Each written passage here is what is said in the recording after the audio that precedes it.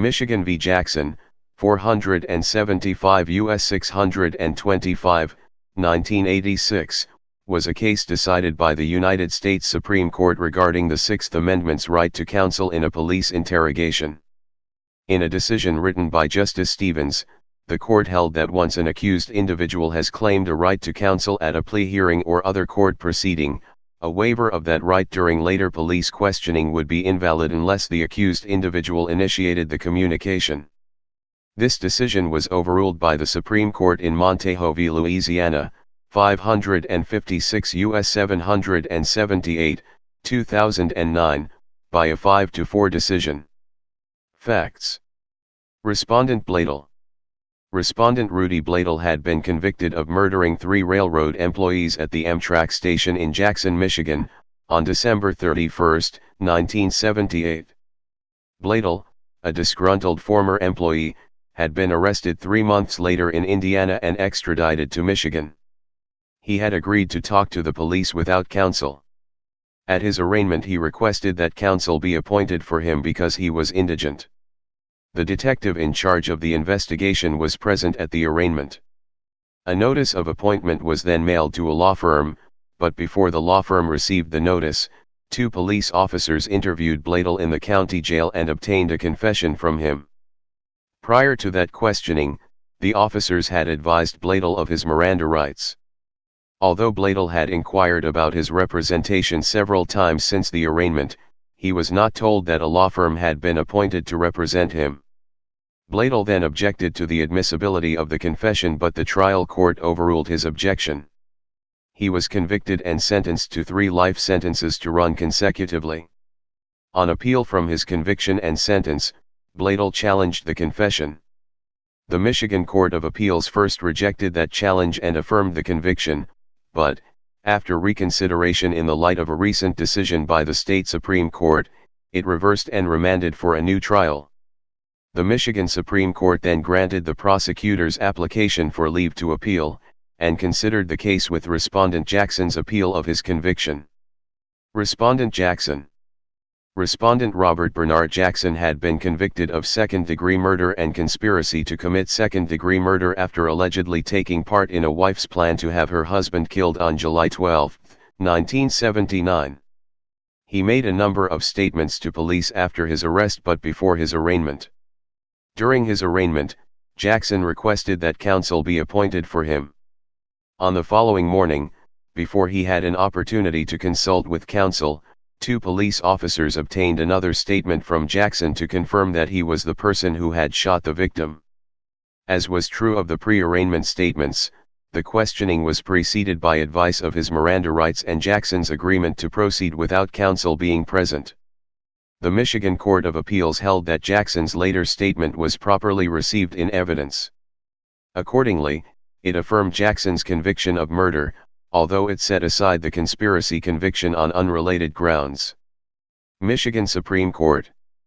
The Michigan Supreme Court held that the post-arraignment statements in both cases should have been suppressed.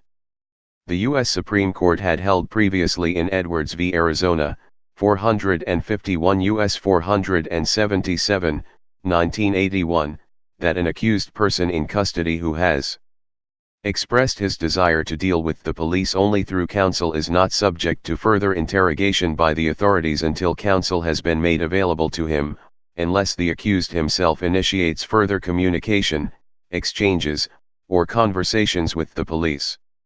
The Court of Appeals had distinguished the Edwards rule on the ground that Jackson's request for an attorney had been made at his arraignment, whereas Edwards' request had been made during a custodial interrogation by the police.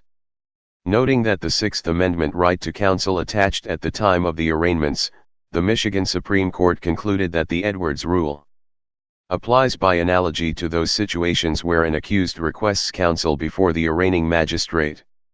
Once this request occurs, the police may not conduct further interrogations until counsel has been made available to the accused, unless the accused initiates further communications, exchanges, or conversations with the police. The police cannot simply ignore a defendant's unequivocal request for counsel. United States Supreme Court decision. The Supreme Court of the United States granted certiorari and affirmed the Michigan Supreme Court's decision in a 6-3 decision. Majority and concurrence.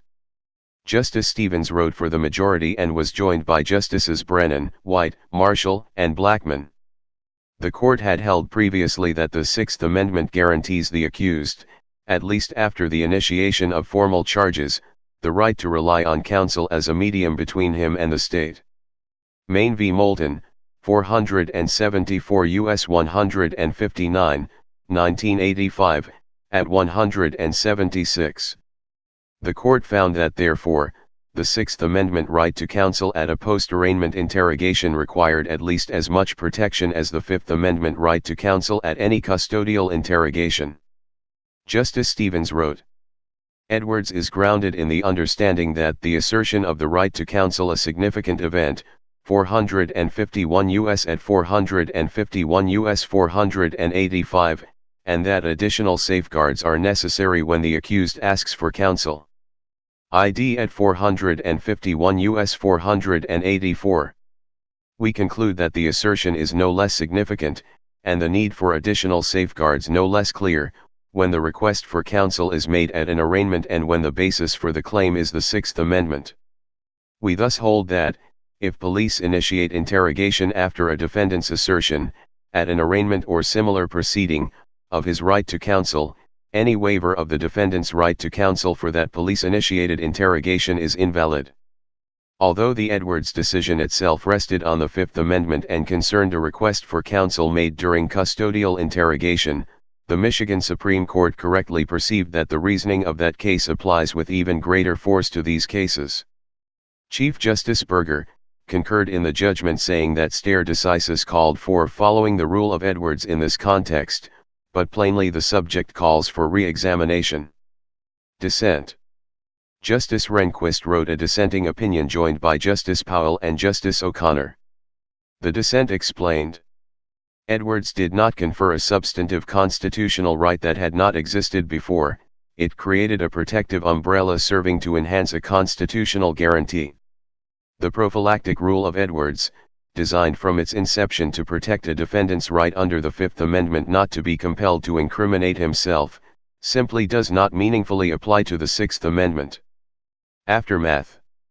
The holding in Michigan v. Jackson was narrowed later by the court in McNeil v. Wisconsin, 501 U.S. 171, 1991, which held that an accused's invocation of his Sixth Amendment right to counsel during a judicial proceeding does not constitute an invocation of the right to counsel derived by Miranda v. Arizona, 384 U.S. 436, from the Fifth Amendment's guarantee against compelled self-incrimination.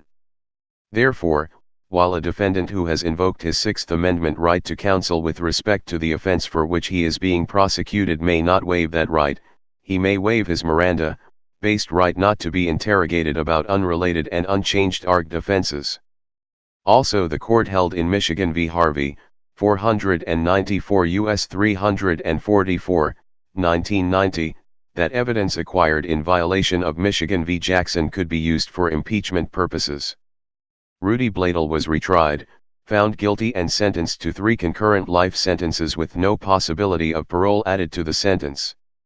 He died in Jackson, Michigan on November 15, 2006 of thyroid cancer. On March 27, 2009, the Supreme Court ordered lawyers in a pending case, Montejo v. Louisiana, docket No. 07-1529, to file new briefs on whether the court should overrule its decision in Michigan v. Jackson. On May 26, 2009, the Supreme Court overruled Michigan v. Jackson through the court's decision in Montejo v. Louisiana. Please subscribe and thanks for watching.